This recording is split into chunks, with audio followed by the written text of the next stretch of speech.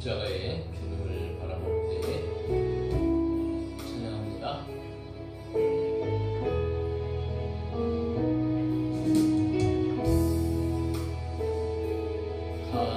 갈보리 십자가에 주님을 바라볼 때 하나님 크신 사랑 너무나 고마워라. 예수님의 십자가 이제는 나도 지고 이 생명 다 바쳐서 주님을 따르리라. 갈보리 십자가에 주님을 바라볼 때 하나님 크신 사랑 너무나 고마워라. 예수님의 십자가 이제는 나도 지고 이 생명 다 바쳐서 주님을 따르리라. 우리에게 믿음과 소망을 주시며 사랑으로 세상을 이기게 하셨네. 예수님의 십자가 이제는 나도 지고 이 생명 다 바쳐서 주님을 따르리라. 우리의 모든 간구 응답해 주시며 기도의 은혜로서 충만케 채우시네.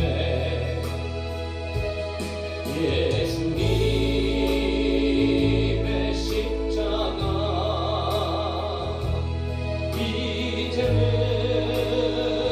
나도 지고 이 생명 다 바쳐서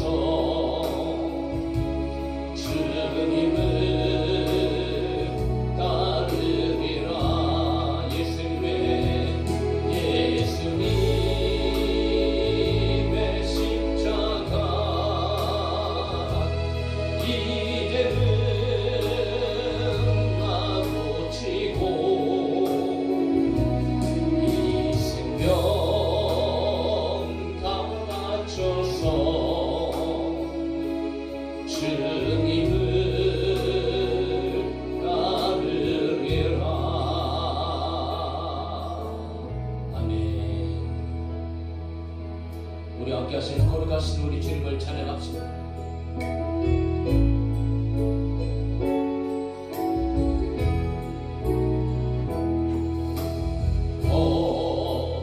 거룩하신 하나님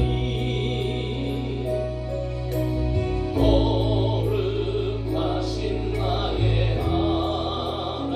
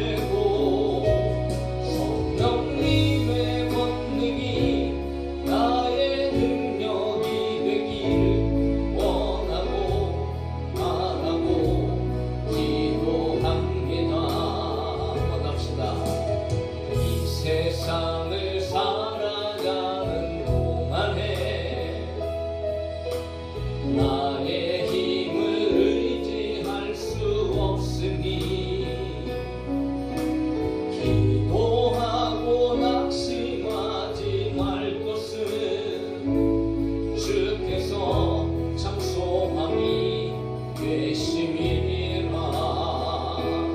하나님의 꿈이 나의 비전이 되고 예수님의 성품이 나의 인격이 되고 성령님의 권능이 나의 능력이 되길 원하고 바라고 기도합니다. 주의 길을 걸어가는 동안에 세상에 것 의지할 수 없으니 감사하고 낙심하지 말 것은 주께서 참 기쁨이 되심이라. 주의 길을 걸어가는 동안에 세상에 것 의지할 수 없으니 감사하고 낙심하지 말 것은 주께서 참 기쁨이 되심이라. 하나님의 꿈이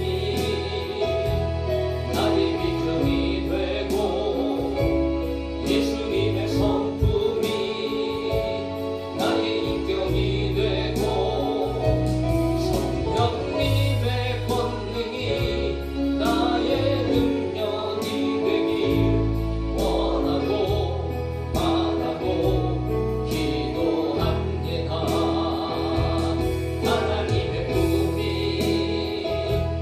나의 비전이 되고 예수님의 성품이 나의 인격이 되고 성령님의 권능이 나의 능력이 되길 원하고 바라고 기도합니다. 한 번 더. 하나님의 꿈이 나의 비전이 되고 예수님의 성품이 나의 인격이 되고 성령님의 권능이 나의 능력이 되길 원하고 바라고 기도합니다. 아멘. 오늘 밤에도 우리가 은혜 받고 그렇게 우리의 삶이 변화해질 수 있기를 간절히 소망합니다. 자, 주님을 바라봅시다. 우리 계속해서 우리 찬양할까요? 사람을 보며 세상을 볼 때 만족함이 없었지만 나의 하나님 그분을 뵐 때 나는 만족하였네. 사람을 보며 세상을 볼 때 만족함이 없었네. 나의 하나님 그분을 볼 때 나는 만족하였네. 저기 나는 태양을 보라. 또 저기 서 있는 산을 보아라. 천지지신 우리 여호와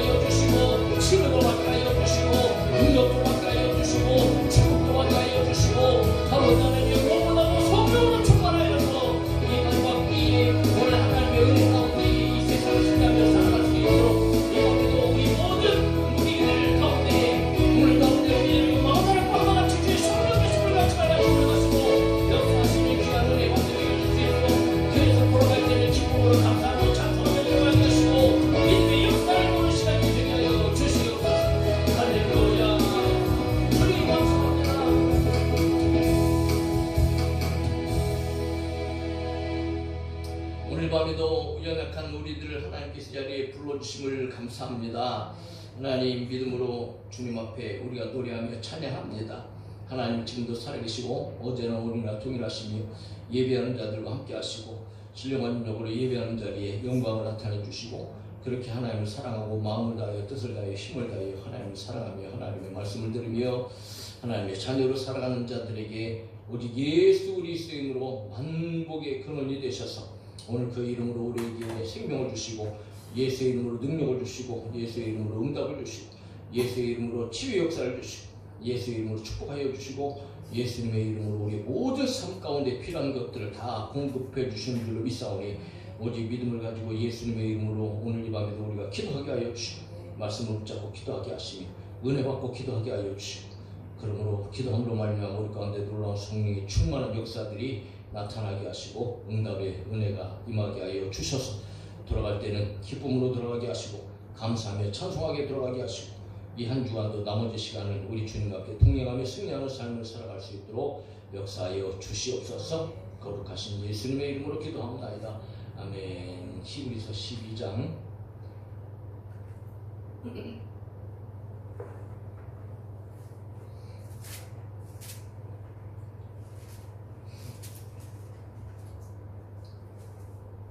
히브리서 12장 7절에서 13절. 자, 367페이지에 있습니다. 한 목소리 같이 봅시다. 시작. 너희가 참음은 징계를 받기 위함이라 하나님이 아들과 같이 너희를 대우하시나니 어찌 아버지가 징계하지 않는 아들이 있으리요. 징계는 다 받는 것이거늘 너희에게 없으면 사생자여 친아들이 아니냐. 또 우리 육신의 아버지가 우리를 징계하여도 공경하여 하물며 모든 영이 아버지께 더욱 복종하며 살려 하지 않겠느냐. 그들은 잠시 자기의 뜻대로 우리를 징계하여 오직 하나님은 우리의 유익을 위하여 그의 거룩하심에 참여하게 하시느니라.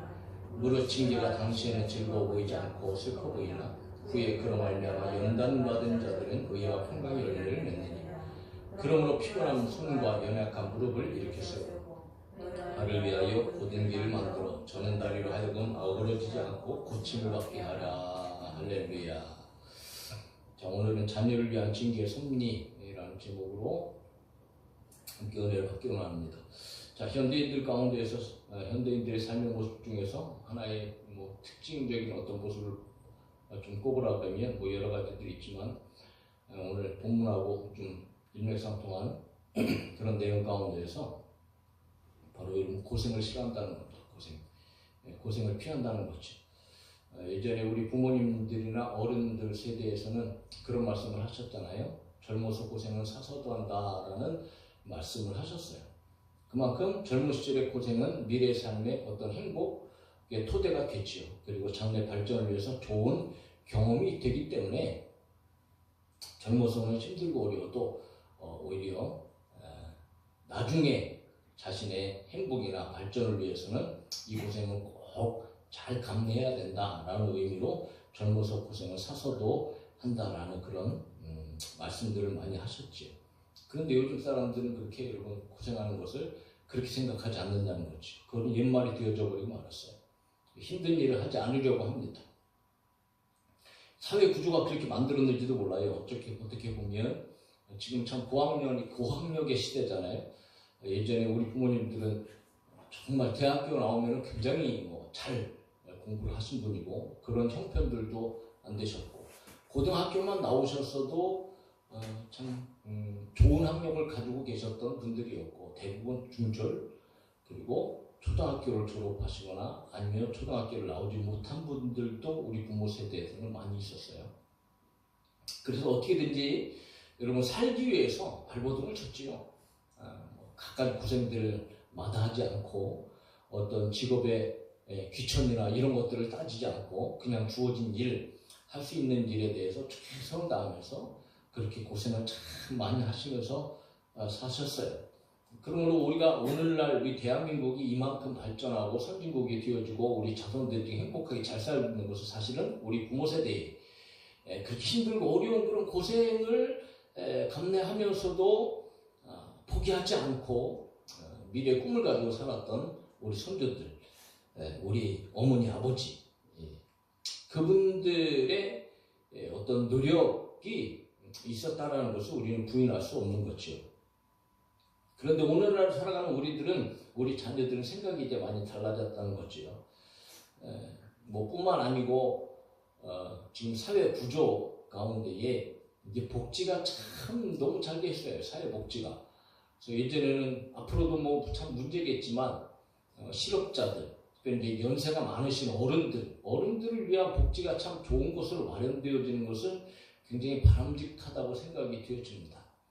그런데 지금은 이제 젊은이들까지도 쉬는 사람, 놀고 있는 사람들에게까지도 어떤 이런 복지 제도를 많이 이제 확대를 하고 있기 때문에 그것을 통하여서 직업이 없어도 살아가는 데는 별로 그렇게 지장을 받지 않는 그런 복지 제도까지 이제 이렇게 점점 가고 있기 때문에 오히려 참 일하는 것을 싫어하고 그냥 거기에 안주하고 만족해서 살아가는 젊은이들도 지금 참 많다는 것을 우리가 보게 된단 말이죠.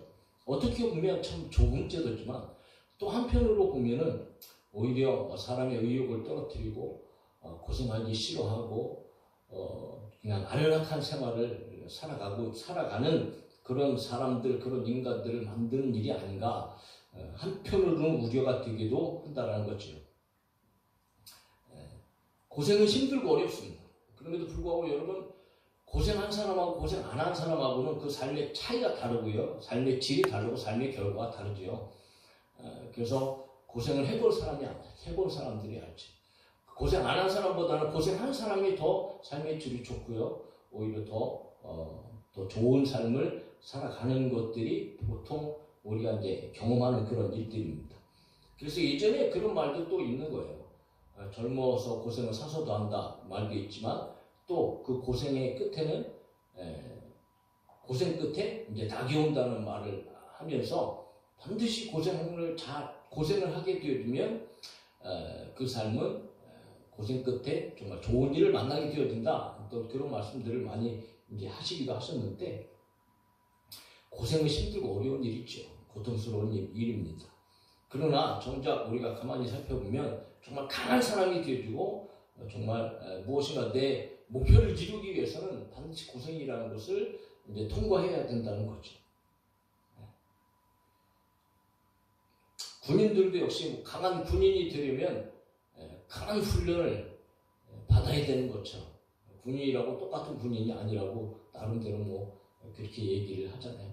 운동선수가 메달을 따려면 자기의 그 운동 종목에 있어서 탁월한 어떤 이런 존재가 되어지고 우뚝 서는 어떤 이런 인정받을 수 있는 그런 운동선수가 되려면 그만큼 다른 운동선수들보다도 더 많은 땀을 흘려야 되는 고생, 여러 가지의 면이 있어서 그런 고생을 견뎌내고 그것을 적극적으로 여러분 감내한 그런 사람만이 좋은 선수가 되어줄 수 있고 또 손가락 안에 드는 그런 선수들이 되어진다는 것을 우리가 알게 되어집니다.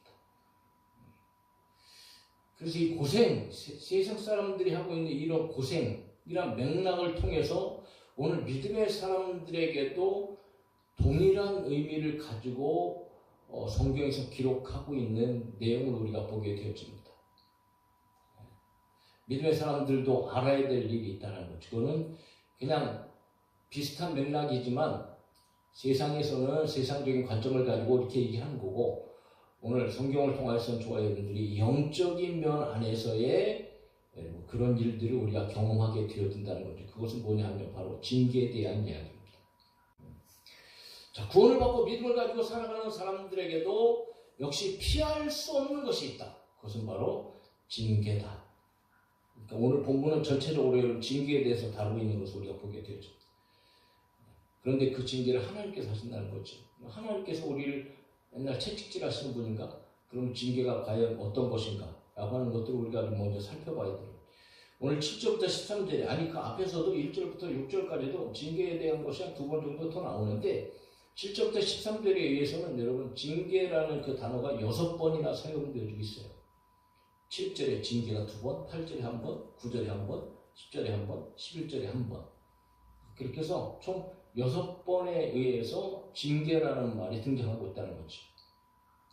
징계를 하다, 징계를 받다, 뭐 이런 의미로 이제 사용되고 있는데, 이 징계하다라는 말의 기본적인 어근이 헬라어로 파이스입니다. 파이스.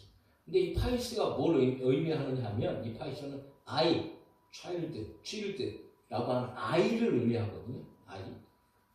그런데 이 징계하다라는 파이듀오라는 말은 문자적으로는 그 뜻은 아이와 함께하다라는 뜻입니다. 아이와 함께하다. 그런데 이 아이와 함께하다라는 이 뜻에서 무슨 말들이 파생되어져 나오냐면 양육하다, 교육하다, 그리고 가르치다, 습관을 들이다, 어떤 이런 말들이 이제 파생되어져서 나오게 되어졌어요. 그래서 징계하다라고 하는 것은 그냥 우리가 생각하는 단순하게 뭐 배를 들거나 무슨 뭐 어떤 이런 것보다도 더 광범위하게 훈련시키다, 교육하다, 가르치다, 거기다가 이제 우리가 생각하는 징벌하다, 또 교정하다, 이런 의미를 가지고 사용되어지는 것이 이제 징계란 말이죠. 그러므로 징계를 받다라고 얘기할 때는 매를 맞다 단순하게 그렇게 우리가 생각할 것이 아니고 교육을 받다, 그리고 양육을 받고 훈련을 받고, 그리고 때때로는 훈계도 받고 징계도 받고 매도 맞다, 이런 의미까지 이제 우리가 다 생각해야 된다는 거죠. 그러니까 징계를 받는다는 것이 그냥 우리가 일반적으로 생각할 때에 그냥 매 맞는 일뿐만이 아니고 포괄적으로 저와 여러분들이 이제 생각을 하면서 하나님의 징계에 대한 그런 바른 의미를 저와 여러분들이 깨달을 필요가 있다.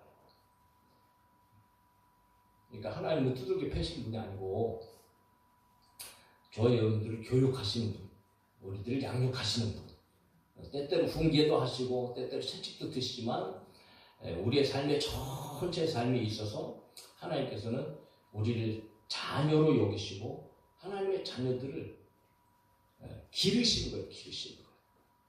그럼 왜 그런 징계를 통하여 우리를 기르시고 양육하시느냐, 이제 그런 목적이 이제 오늘 우리 본문에서 발견하게 되어지는데, 보십시오. 7절부터 어떻게 기록하고 있냐면, 이 징계는 하나님의 섭리가 있다.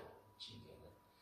자, 7절 보면, 너희가 참으면 징계를 받기 위함이라 하나님이 아들과 같이 너희를 대우하시나니 어찌 아버지가 징계하지 않는 아들이 있으리요? 라고 얘기하면서 너희가 참으면 징계를 받기 위함이라. 그러니까 어떤 사람들은 그렇게 해석을 합니다. 어떻게 하냐면은 명령어로 해석을 해요. 징계를 받으라. 그 이유가 징계를 받기 위함이라. 이렇게 해석하는 것이 조금 더 이해하기가 편하다고 해서 그렇게 해석을 하기도 합니다. 물론 그 안에는 그런 의미가 있습니다.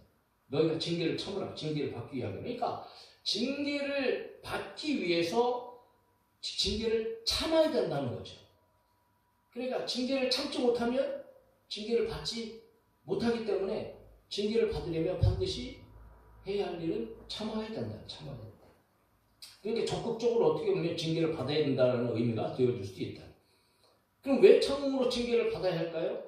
그것은 여러분 하나님께서 주시는 것인데 바로 하나님과의 우리와의 관계 속에서 우리에게 일어나는 일이기 때문에 그렇다. 그러니까 하나님이 아들과 같이 대우하시기 때문에 징계가 일어나는 것이고, 그렇기 때문에 여러분 그 징계는 우리가 달게 받아야 하고 참아야 한다는 거죠. 그러니까 이 징계라는 것은 하나님과 하나님의 자녀의 관계를 확고하게 하는, 그래서 아버지로서 아들을 대하시는 하나님의 일, 하나님의 섭리, 하나님의 역사라는 것을 우리가 보게 되어진다는 겁니다. 그러니까 아버지로서 자녀를 징계하시는 것은 당연한 것이다. 그러니까 다른 표현으로는 아버지의 징계를 받는다는 사실은 바로 아버지가 그 아들을 진정한 아들로 인정한다는 의미가 되기도 한다는 거죠. 그러므로 하나님께서는 자기 백성들에게 때때로 고난이나 환난이나 어려운 일들을 통하여서 또 교육하시고 가르치시고 훈계하시고 징계도 하시지만 때때로는 여러분 모든 삶의 환경 가운데 또 여러 가지 고생이라는 것을 통해서 하나님은 또 징계하시고 또 아들을 그렇게 자녀들을 양육하시고 훈계하시기도 하신다. 그러니까 우리 사실은 우리의 삶의 전체가요 어떻게 보면 하나님의 훈련장이다. 그러니까 우리의 인생 자체가요 이 하나님께서 저와 여러분들을 훈련하시는 교육하시는 교육의 장이고 훈련의 장이다. 그러니까 우리는 늘 그럼 우리의 삶 가운데 그런 생각을 가지고 정말 우리의 모든 삶 속에서 그렇다면 하나님의 섭리가 있다. 그냥 우연한 일은 사실 아무것도 없는 거죠. 하나님 앞에 있는 사람들. 하나님의 자녀들에게는요 결코 우연이라는 것은 있을 수가 없어요. 하나님이 없는 사람들이나 우연 따지고 행운 따지고 뭐 그런 말을 하지만 하나님의 자녀들은요 무슨 하나님의 자녀들에게 행운이 어디 있어요? 행운이. 우연이 어디 있어요? 그 우연 속에서도 하나님의 섭리가 있고 룻기에서도 룻이 나오미를 따라서 이제 베델로 올라와서 그가 밭에서 하는데 우연히 성경에 그렇게 돼 있어요. 우연히 보아스의 밭에 이르게 됐다. 이렇게 설명을 하거든요. 근데 그 우연 속에서 가만히 들여다보니까 결국은 누가 하신 거예요? 하나님께서 하셨단 말이죠. 하나님께서 그 밭을 도착하게 하시고 거기서 보아스를 만나게 하고 친족 보아스를 만나게 하고 그리고 여차저차 해갖고 하나님의 역사 가운데에 여러분 예수 그리스도의 조상이 태어나게 하십니다. 그래서 족보 가운데 이제 룻이라는 그런 여자를 등장시키게 되었지요. 그러니까 여러분 우리가 살아가는 과정 속에서 여러분 우연이라는 것은 없어요. 다 하나님의 뜻이 있고 하나님의 섭리가 있는데 그런데 그 섭리 가운데 하나님 우리를 자녀이기 때문에 자녀로 대하시면서 그 가운데 우리를 양육하시고 훈계하시고 징계하신다는 거죠. 왜냐하면 자녀이기 때문에 그래요. 그래서 8절에 보면 뭐라고 기록해? 8절에 징계는 다 받는 것이거늘 너희에게 없으면 너희가 사생자의 친아들이 아니니라 그렇게 말하고 있는 거예요. 그러니까 징계를 받지 않는 경우를 통해서 징계가 아들됨의 증거임을 반증하고 있다는 거죠. 그러니까 징계가 없다면 그런 사생자와 같고 친아들이 아니라는 거죠. 그렇다면 결국 여러분 하나님의 사랑을 받지 못하는 자들이고 또 하나님의 친아들이 아니기 때문에 심각한 것은 하나님 나라의 상속자도 될 수 없다. 그런 의미까지 거기에 포함되어 있는 거예요. 그러면서 히브리서 기자는 계속적으로 구절에서 이런 얘기를 합니다. 또 우리 육신의 아버지가 우리를 징계하였어도 공경하였거든. 하물며 모든 영의 아버지께 더욱 복종하며 살려하지 않겠느냐. 모든 영의 아버지 그리고 육신의 아버지 이제 대조되면서 그러니까 사람을 살아가면서 누구나 육신의 아버지의 징계를 받아요. 우리가 이제 늘 부모의 징계를 받지요. 부모의 양육을 받잖아요. 때로는 매도 들기도 하고 때로는 책망하기도 하고 꾸중하기도 하고 그리고 뭐 가르치기도 하고. 근데 그런 가운데서 사실 우리는 어렸을 때는 이제 두려운 마음이 있잖아. 부모님이니까. 특히 이제 아버지에 대한 생각은 우리들 공경해야 되고 이제 두려워하는 그런 기본적인 마음들이 있어서 그 아버지를 공경하는 마음으로 두려워하는 마음으로 그런 훈계를 또 받아들이게 되어지죠. 그럼에도 불구하고 그 육신의 아버지와는 비교할 수 없는 만물의 영의 모든 주관자가 되시는 그런 천지 만물을 창조하신 그 하나님 아버지께서 우리를 그렇게 교육하신다면 그러면 그 권위를 따르지 않을 수 있겠느냐? 이제 그런 말을 이제 구절에서 하고 있는 겁니다. 그러니까 그분이 그 하나님이신 것을 알게 되어지면 그러면 그분의 징계에 복종하면서 살려고 하지 않겠느냐? 이제 그런 말을 구절에서 하면서 육신의 아버지와 하늘 아버지의 자녀들을 징계하는 의도와 뜻이 다르다는 것을 10절에서 얘기합니다. 그들은 잠시 자기의 뜻대로 우리를 징계하였거니와 오직 하나님은 우리의 유익을 위하여 그의 거룩하심에 참여하게 하시느니라 이렇게 말씀하시고 계십니다. 그러니까 육신의 아버지와 하나님 아버지의 징계의 차이점 그리고 목적과 또 유익을 밝히고 있는데 그러니까 육신의 아버지들은 잠시 자기의 뜻대로 자녀들을 징계하였다 이렇게 말하고 있죠. 그러니까 육신의 아버지의 징계는 잠시입니다. 왜 잠시일까요? 조금 있으면 돌아가시잖아요. 잠깐이에요, 잠깐.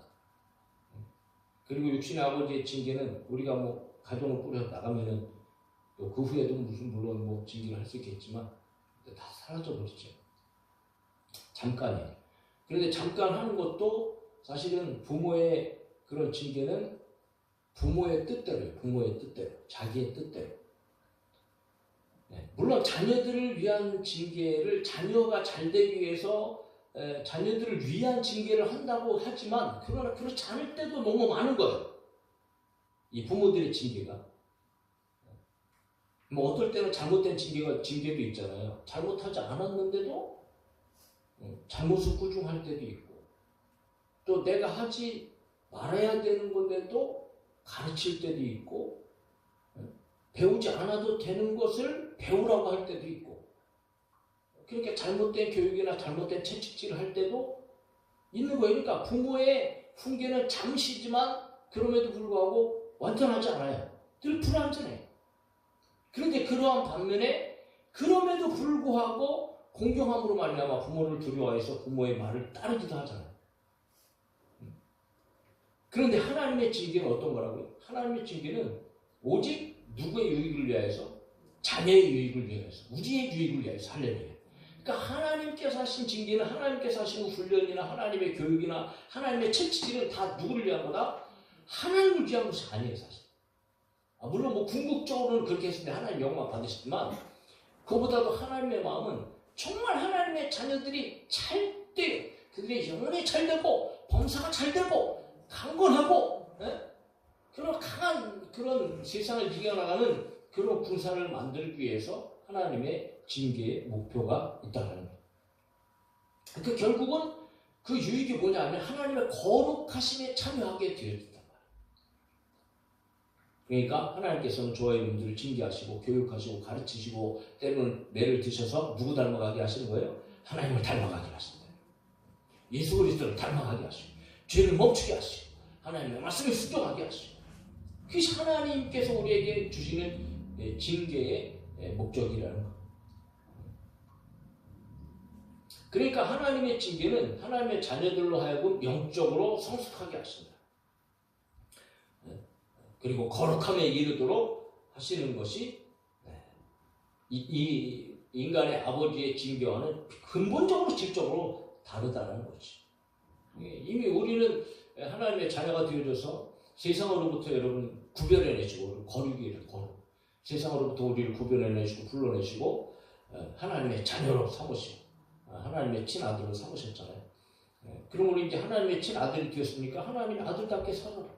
그래서 하나님께서 늘 하시는 말씀이 뭐예요? 이스라엘 백성들에게도 내가 거룩하니 너희도 거룩하라 이렇게 말씀하시죠. 그런데 그 거룩한 우리가 순식간에 한 번에 하나님의 자녀 되어졌다고 우리가 살 수 있나? 불가능하죠. 우리는 여전히 세상에 때가 묻어서 죄로 막 충만했던 어떤 것이 죄인지도 모르고 똥오줌 가리를 못하고 여러분 그렇게 우리는 더럽고 추악하게 그렇게 살다가 하나님의 자녀 되어졌다 금방 우리가 무슨 거룩해지거나 무슨 깨끗해지나요? 그렇지 않잖아요. 그러니까 하나님께서 우리의 삶 속에서 이제는 그렇게 살아가도록 징계를 통하여서 우리를 훈계하시고 가르치시고 교육하신다. 그러므로 하나님께서 우리에게 주시는 징계는 그야말로 우리에게는 여러분 복인 거예요. 복. 할렐루야. 그런데 여러분 막상 당할 때는 힘들고 어렵잖아요. 히브리서 기자도 그거 안다고 성경도 그거 알아요. 그래서 11절에 뭐라고 얘기해요?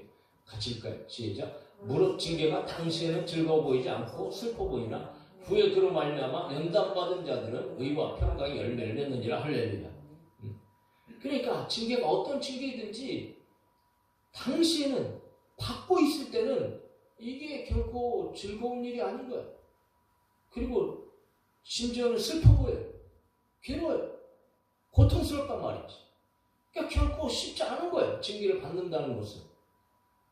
즐거운 모습보다는 오히려 슬픈 모습이 더 많이 발견되어지기 때문에 실제적으로 우리가 믿음의 생활을 하다 보면 여러분 힘들고 어려운 여러 가지 순간들 그래서 삶 가운데 또 우리가 감당하지 못한 일들 어떤 이런 생활의 삶 속에서 우리가 신앙의 삶 속에서 그런 것들을 느낄 때마다 우리는 피곤하고 지치잖아요. 그리고 때로는 그런 마음이 아프죠. 때로는 뭐 눈물도 흘려야 되고 뭐 고통스럽게 하나님 앞에 부르짖어 기도해야 되기도 하고 그런 시간들을 우리는 보내잖아요. 그런데 말이죠, 놀라운 것은 그런 하나님의 징계를 통과하다 보면 그것을 참고 견디면서 그 징계 속에서 하나님의 섭리를 알고 하나님 앞에 기도하면서 여러분 그것을 한 가지 한 가지 이겨가다 보면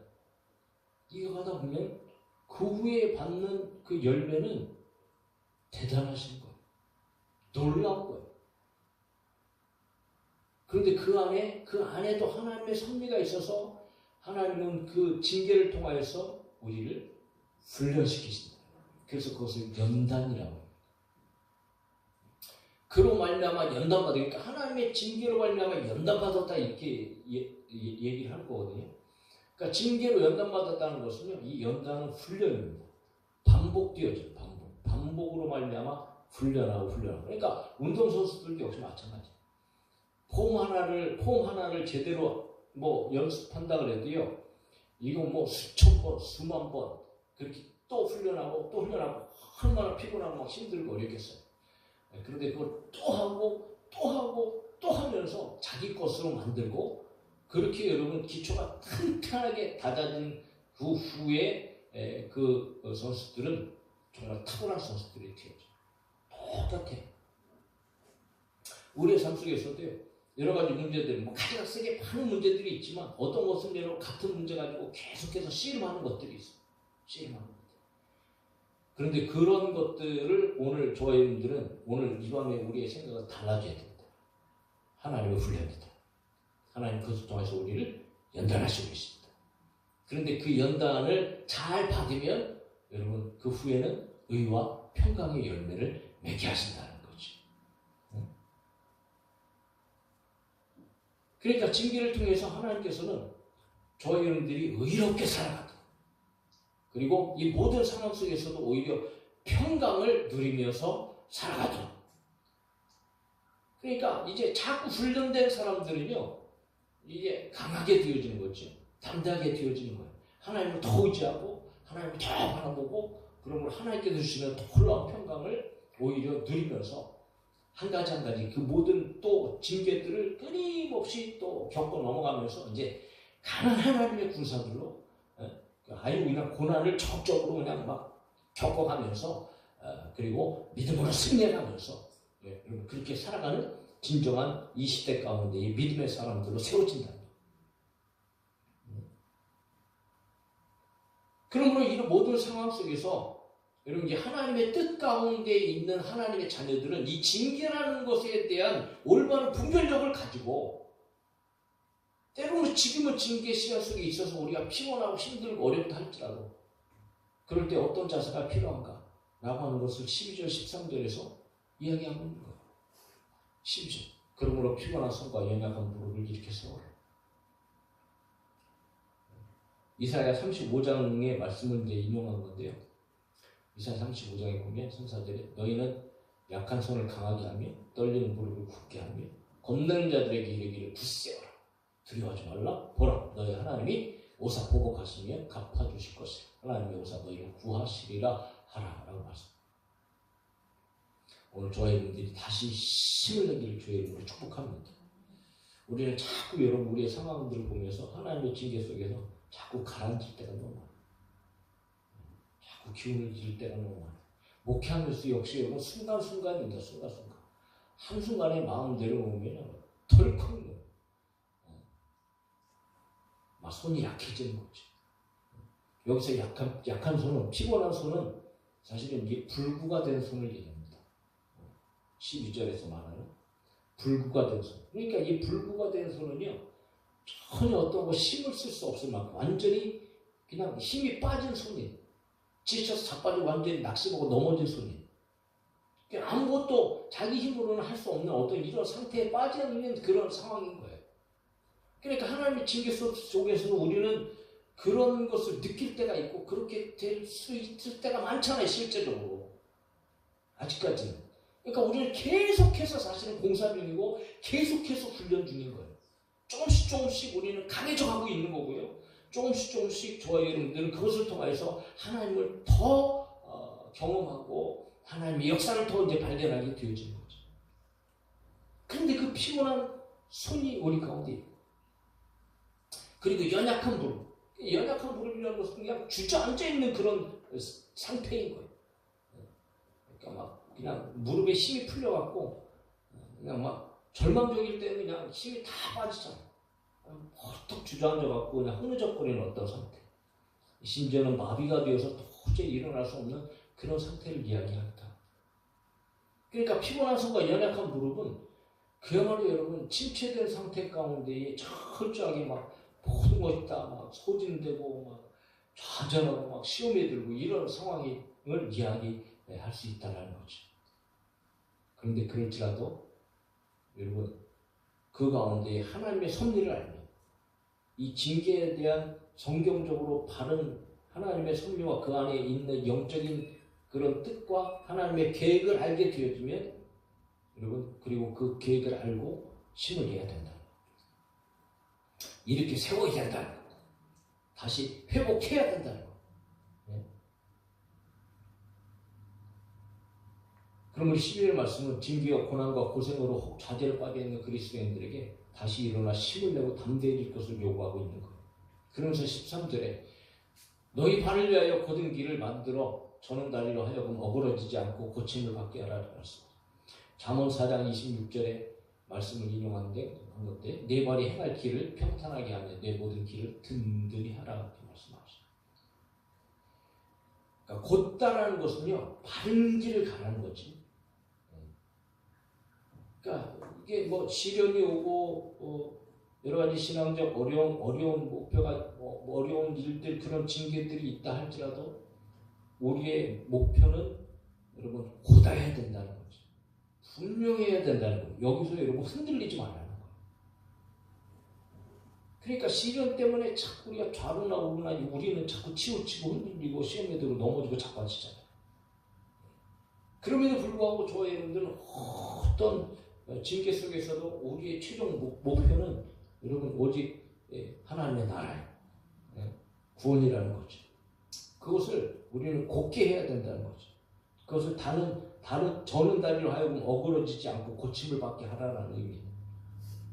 어그러진다는 것은 여러분 이렇게 어긋나갖고 이게 똑바로 가지 못하는 상태, 흔들리는 것을 얘기합니다. 그러니까 흔들리지 말고 끝까지 곧은 길로 구원을 향한 길을 확실하게 가지고 그리고 힘을 내서 걸어가야 할 것을 13절에서 이제 이야기하고 있다는 거. 그러니까 여러분 징계의 섭리를 알 때 우리는 그렇게 할 수 있어요. 그러니까 징계의 섭리를 모르니까 하나님의 섭리를 모르니까 아이고 이제 끝났구나 라고 포기하고 좌절하고 낭망하는 거죠. 그런데 하나님은 반드시 자녀들 이 세상 가운데 훈련의 장으로 삼으셔서 하나님의 자녀들을 징계하십니다. 교육하시는 거죠. 가르치시는 거예요. 모든 고생의 시간이 사실 하나님의 섭리 안에 다 들어가 있습니다. 할렐루야. 그러므로 여러분 우리는 하나님과 자녀로서의 관계로서의 끊임없이 이 세상 가운데 살아가고 있는데 그 하나님의 자녀들은 하나님은 세상 속에서 우리를 징계하고 그거는 가지각색의 일들을 통하여 우리 가운데 벌어지고 있고 하나님은 교육하시고 또 훈련하시고 또 가르치시고 때로는 매를 들으시면서 우리들을 양육하시고 우리들을 길러가시고 있다. 그런데 그 기르시는 하나님의 목적은 저와 여러분들이 오히려 영적으로 거룩하게 되어지고 그리고 의로운 자가 되어지라고 그리고 평강의 사람들이 되어지라고 선한 목표를 가지고 자녀들을 하나님께서는 양육하시는 양육.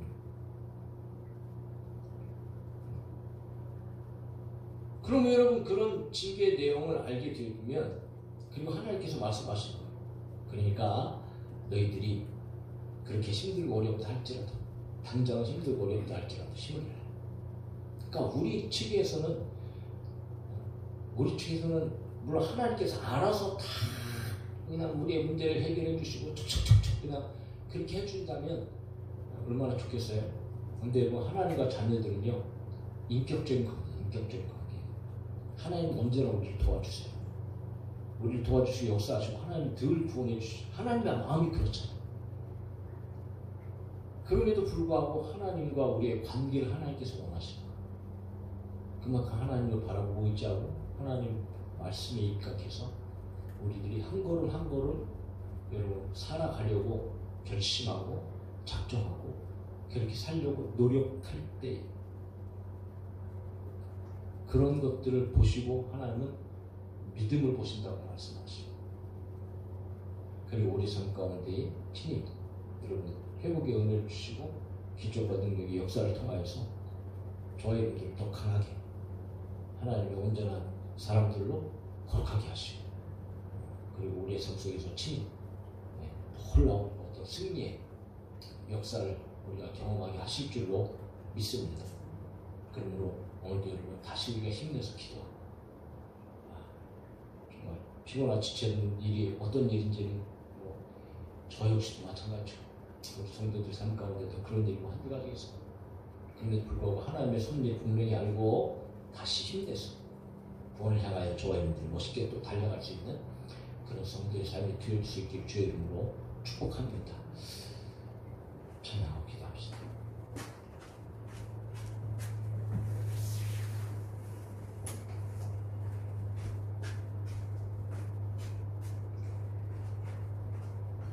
하나님은 분명히 저와 여러분의 삶을 고쳐주시고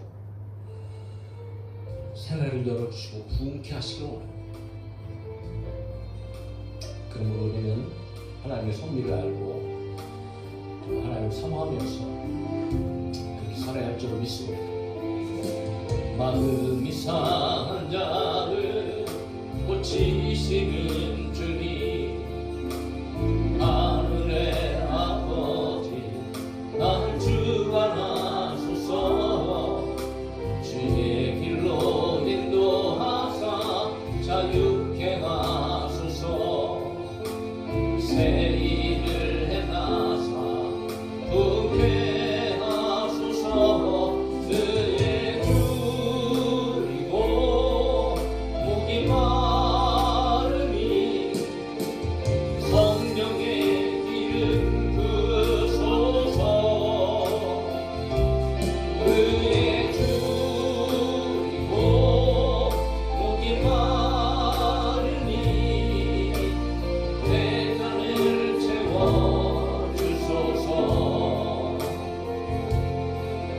성령으로 채우사 주오게 하소서. 주의 임재 속에 은혜 알게 하소서. 주 뜻대로 살아가니 세상 끝날까지 나를 믿으시고 새날 열어주소서. 그의 줄이고 목이 마르니 성령의 기름 부으소서. 그의 줄이고 목이 마르니 내 잔을 채워주소서. 한번 합시다. 마음이 상한 자를, 마음이 상한 자를 고치시는 주님, 하늘의 아버지 날 주관하소서. 주의 길로 인도하사 자유케 하소서. 새 일을 행하사 부흥케 하소서. 그의 줄이고 목이 마르니 성령의 기름 부으소서. 그의 줄이고 목이 마르니 내 잔을 채워주소서. 성령으로 채우사 주오게 하소서.